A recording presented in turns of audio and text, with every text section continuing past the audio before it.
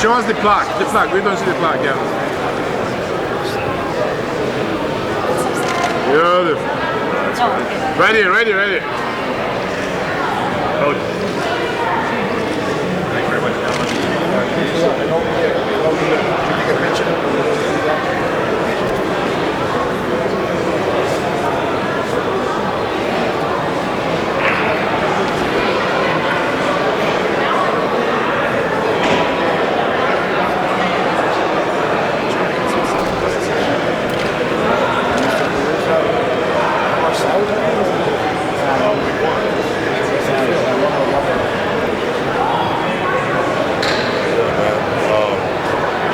You're in town for a while. You weren't a senior. No, I wasn't a junior. You trying to go back next year? What do you think of this award, Sam? Appreciate it. Thanks, it's amazing. Right? It's a very good. I like all that. I do give it to me. I think like everybody. Yeah, very good. So Sam, this has been quite a weekend for you. Can you talk about it? Oh man, it's been a good weekend. Watching this whole tournament, you know. Still got one more game to see my brother play. Doing all these things, pro play over here, Chris Humphries. It's good. I just want to say to the people that came out and tell them a bit about how much it means to you to have it. I thank everybody for coming out, supporting me. Thank everybody coming to this game. It's been a good feeling. It's been a good game. You know, everybody around here just having a good time. Mike? Getting this.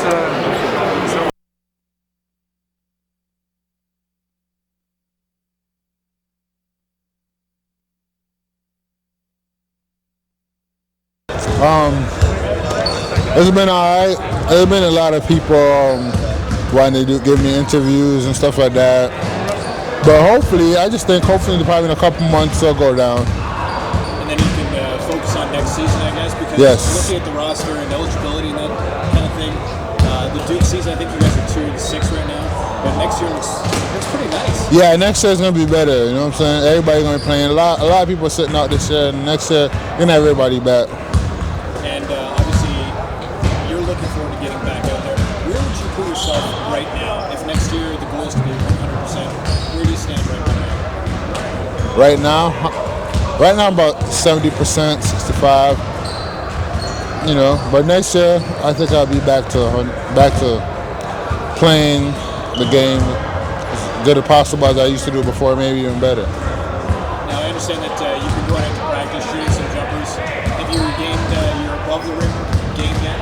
Above the rim? Yeah. Well, all the stuff I used to do before, it's coming back. I could always shoot, but now slashing to the bucket and stuff like that is what I really need to get back on.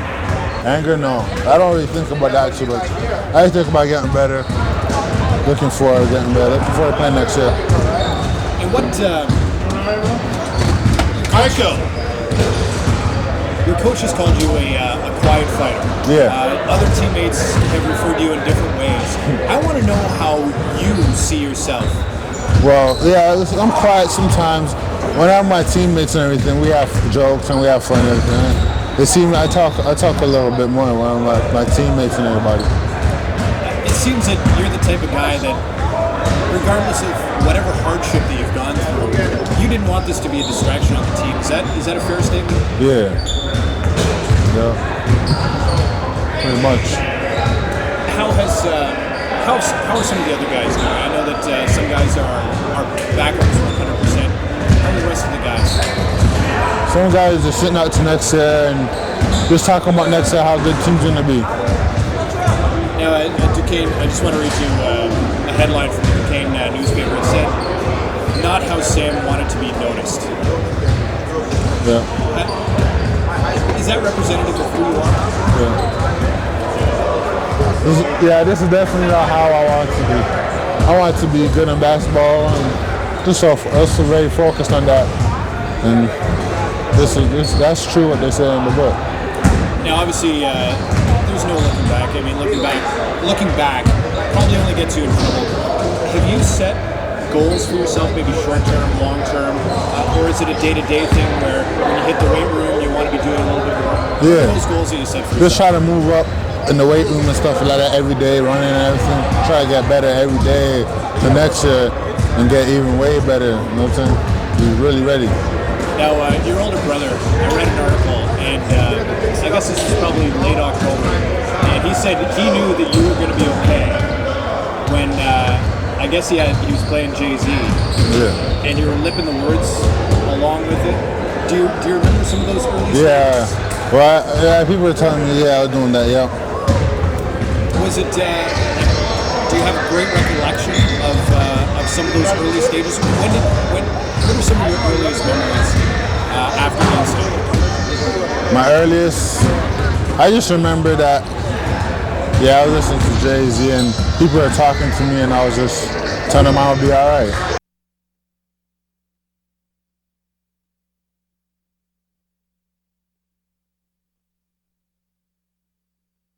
Oh, one of my best day.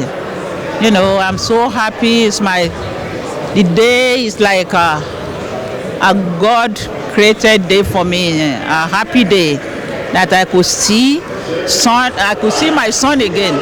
You see, the person that we thought he would die, and then within a short time, God healed him. A miracle guy come back to Toronto in the middle of everybody to see him like this. I'm so happy. I really thank God for that.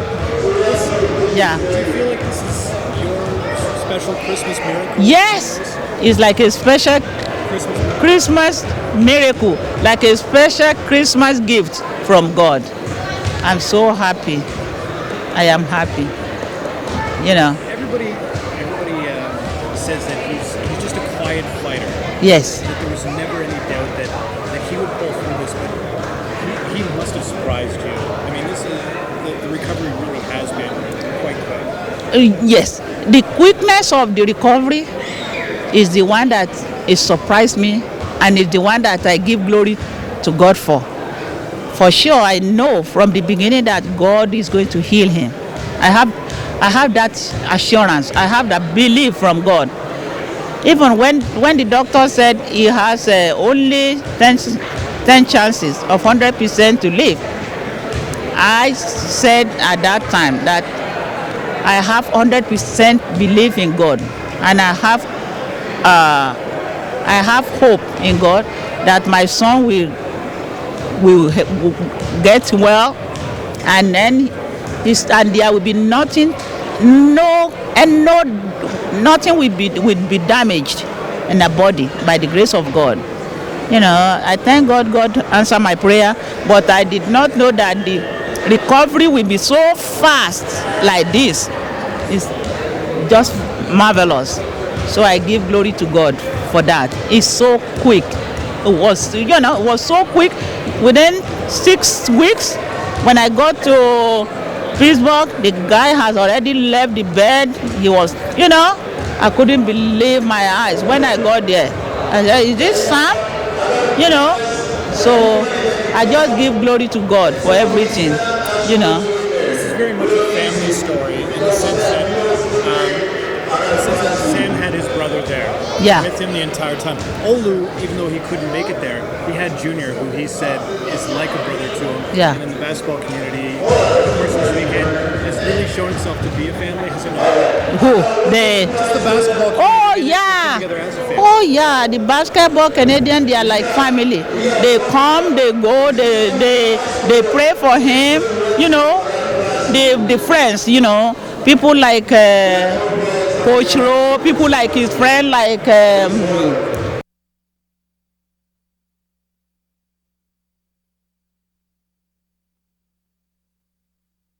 Basketball in the city, they've all come together for a good cause. Yeah. It must be nice for your family to see that the basketball community is a family. Yeah, I mean, it's been real happy, real good to see the whole family, the whole community has embraced us, and just everyone's out here to support the cause, and big charity event, first time having a tournament in his name, so I mean, I'm happy with the turnout. I think it's going to be even bigger turnout than yesterday.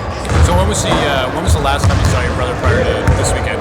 I saw him late October. I went down to go see him. I had I had a break in school, so I came home for a tournament with the national team, and then I flew down to go see him for a couple days. And I head back to school.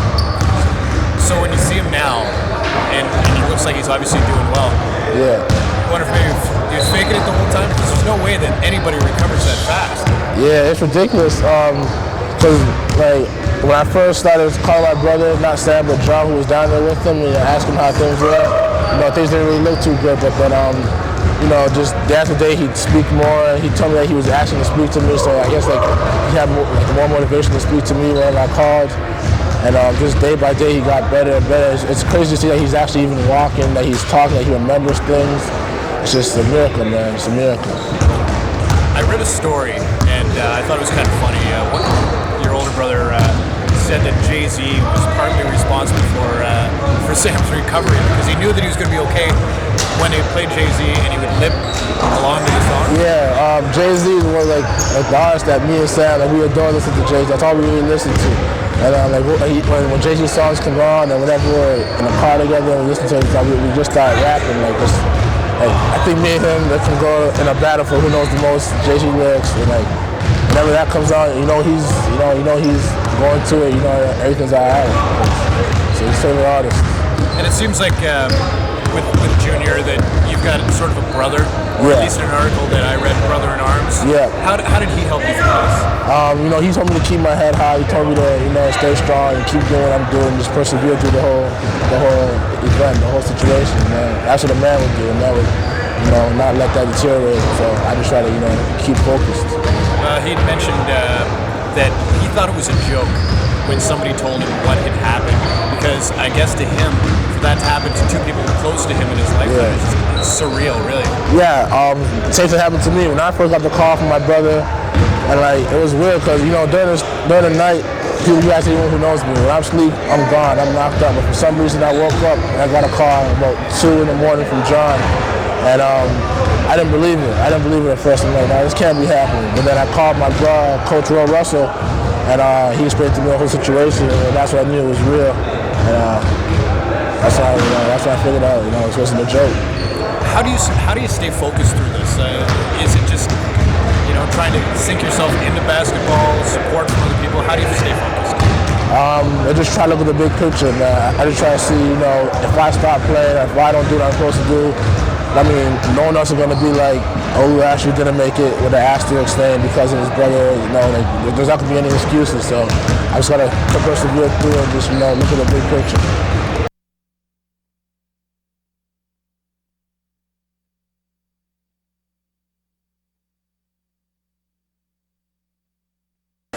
Yeah, put it over there. Yes. Hey, tell Donovan to get the plaques in his car. Try and make it quick. It's unfortunate that it takes an event like what happened with Sam to prove to the basketball community that they're actually a family. But in many ways, the basketball community is a family. Would you agree? Exactly. Having coached players and been involved with them for many years, it becomes like an extended family.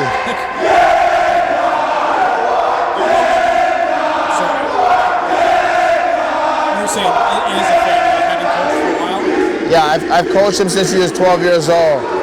So I've coached his older brother. I coached his younger brother. It's like a family. I'm like an uncle to the family, and a mentor to Sam.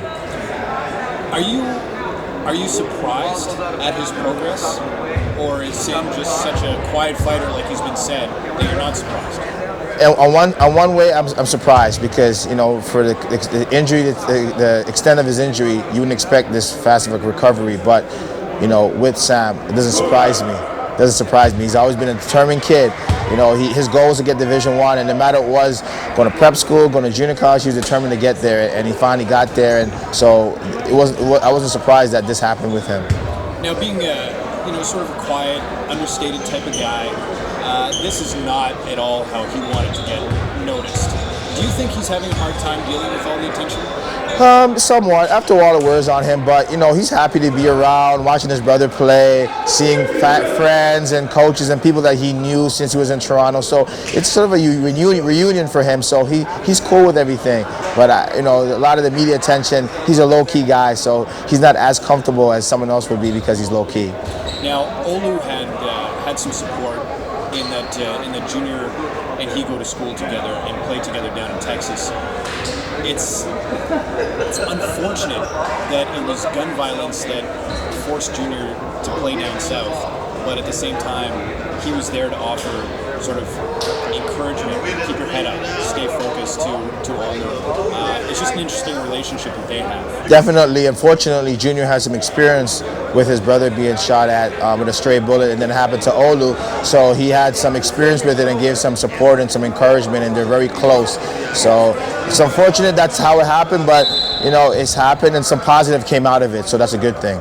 When you decided to start organizing this, did you tell Sam afterwards, or was he in the loop the entire time? Yeah. I told him, here's what I want to do. Are you okay with this? And he said, yeah, it'd be a good idea for me to come back home, see my friends, watch my brother play. So I'm going to support it, and I appreciate you looking out for me like that. Now, when he says that he's going to play next year, is there any doubt in your mind that he will play next year? Yeah. The way he's recovering from this and the way how he's determined, I can see him playing next